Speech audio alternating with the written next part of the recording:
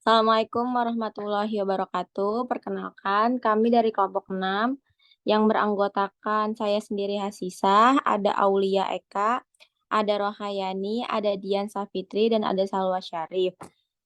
Di sini kami akan menyampaikan tentang analisis SWOT atau analisis strength,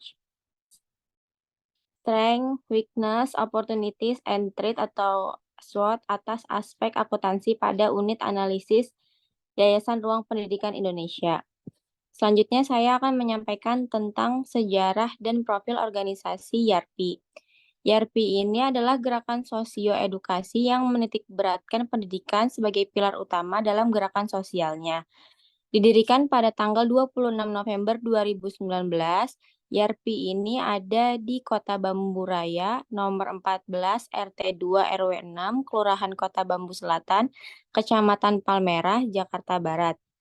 Adapun tujuan utama dari organisasi ini adalah untuk tujuan sosial, yakni pendidikan dan keagamaan. Kebijakan dari organisasi ini adalah untuk membantu masyarakat dan orang-orang yang membutuhkan tanpa memandang agama, suku bangsa, ras, status sosial, usia, dan apapun keadaannya. YARPI memberikan pelayanan sosial kepada seluruh penerima manfaat yang sudah terdaftar dan sudah diverifikasi. Dalam hal ini, pemberian pelayanan sosialnya sesuai dengan tupoksi dari divisi-divisi yang dibentuk. Di antaranya ada divisi Rumah Pandai, divisi Rumah Ikro, divisi Rumah Muhsinin, dan divisi Rumah Kreatif. Selanjutnya akan dijelaskan oleh teman saya. Baik, selanjutnya ada beberapa analisis atas observasi yang telah dilakukan kelompok kami terkait Yayasan Ruang Pendidikan Indonesia. Yang pertama ada analisis penganggaran organisasi Yayasan Ruang Pendidikan Indonesia. Implementasi pada penganggaran YARPI ini membuat yang anggaran bersamaan dengan program kerja yang akan dijalankan selama satu periode ke depan. Jadi saat akan menjalankan program kerja, YARPI akan mencari dana sekitar 3-4 minggu sebelum program kerja dilaksanakan. Anggaran yang diperlukan akan dibuat rinciannya untuk setiap bulannya. Nah, dalam hal ini, penganggaran YARPI itu masih dikatakan kurang efektif. Dikarenakan ketika akan menjalankan program kerja, YARPI baru membuat anggaran dan mencari dananya pada waktu yang berdekatan. Selanjutnya ada analisis dari siklus akuntansi keuangan organisasi Yayasan Ruang Pendidikan Indonesia atau YARPI.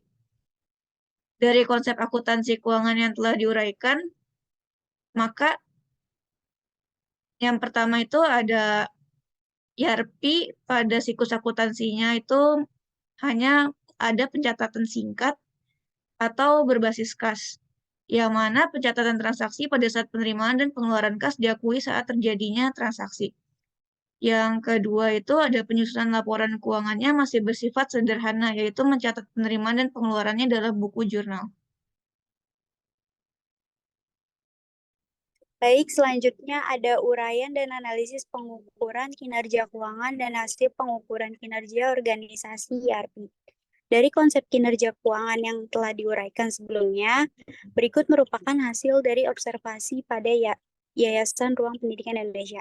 Yang pertama, ada pengelolaan dana yang efektif dan efisien. Berdasarkan hasil observasi, diketahui YARPI tidak mempunyai penghasilan yang tetap, sebab mereka mencari donatur melalui sosial media.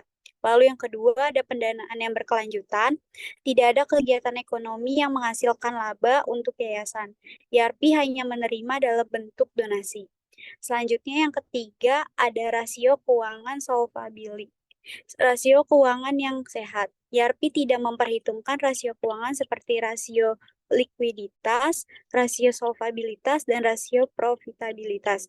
YARPI tidak membuat rasio likuiditas dan solvabilitas karena pada YARPI tidak adanya transaksi apapun yang menimbulkan kewajiban jangka pendek maupun jangka panjang.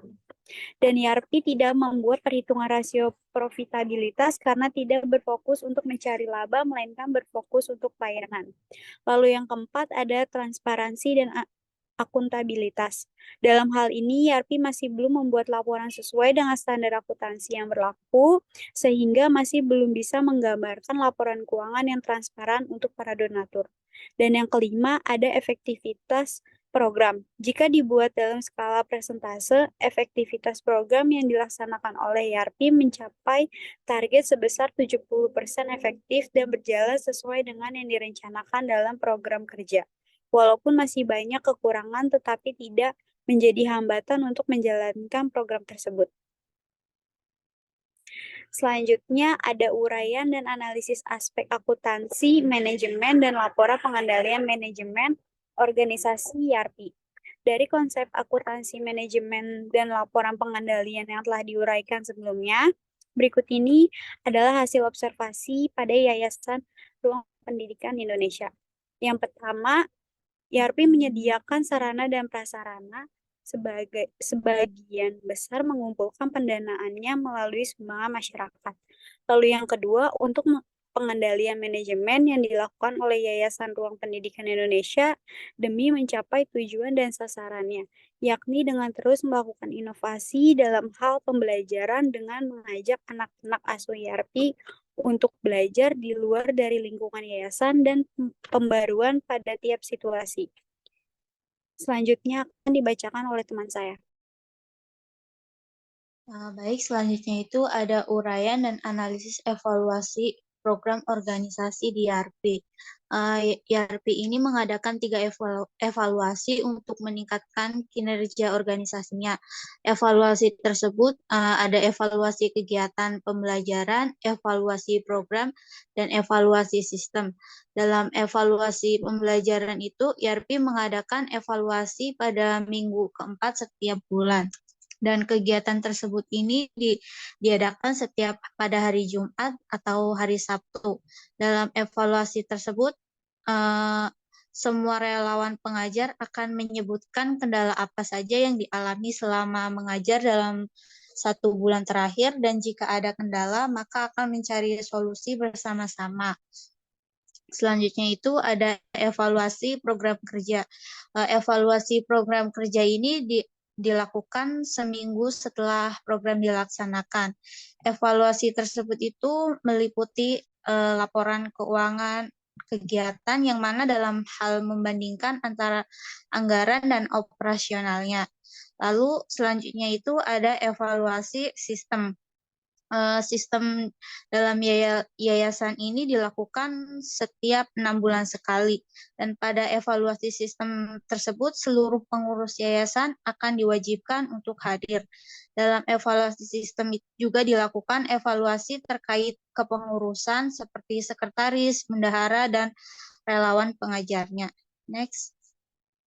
Selanjutnya itu ada uraian analisis aspek perpajakan pada organisasi YARPI. YARPI ini sudah memiliki NPWP dan hanya saja belum membuat laporan keuangan yang sesuai dengan standar akuntansi pada umumnya, sehingga belum melakukan lapor pajak secara rutin. Kurang lebih itu sekitar 5 tahun sejak yayasan ini resmi menjadi wajib pajak. Dan pada YARPI ini masih belum membuat laporan perpajakan yang baik dan benar. Dari awal pendirian pada tahun 2019 sampai dengan tahun 2023 ini, YARPI tidak terkena PTKP dan tidak juga melaporkan pajak yang nihil.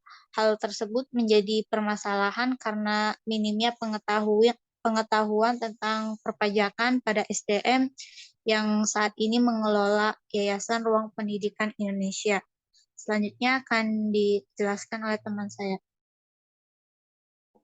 Oke, baik. Di sini saya akan menjelaskan analisis SWOT dari Yayasan YAPRI. Di sini pertama itu ada sejarah dan profil.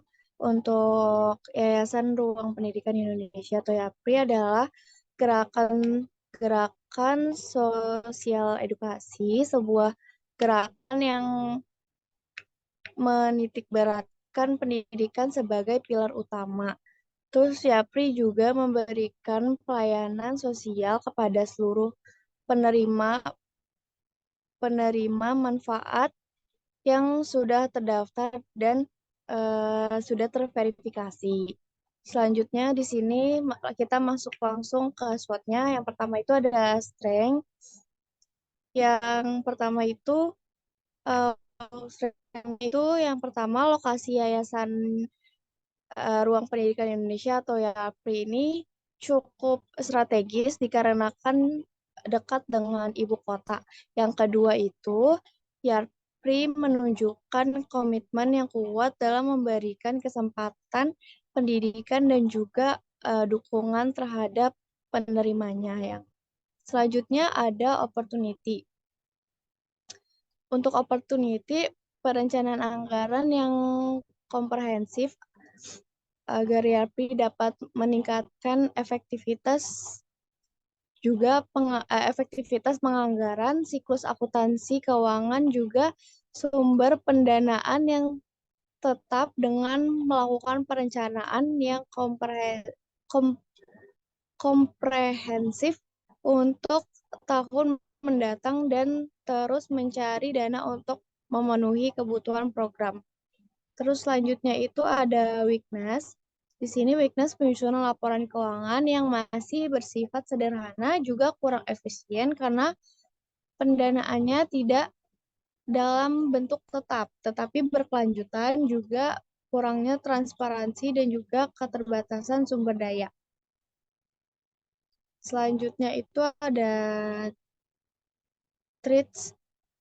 Yang traits itu kepatuhan perpajakan yang kurang yang mengakibatkan keterbatasan dalam perpajakan. Sekian analisis SWOT dari kelompok kami. Kurang lebihnya mohon maaf. Wassalamualaikum warahmatullahi wabarakatuh.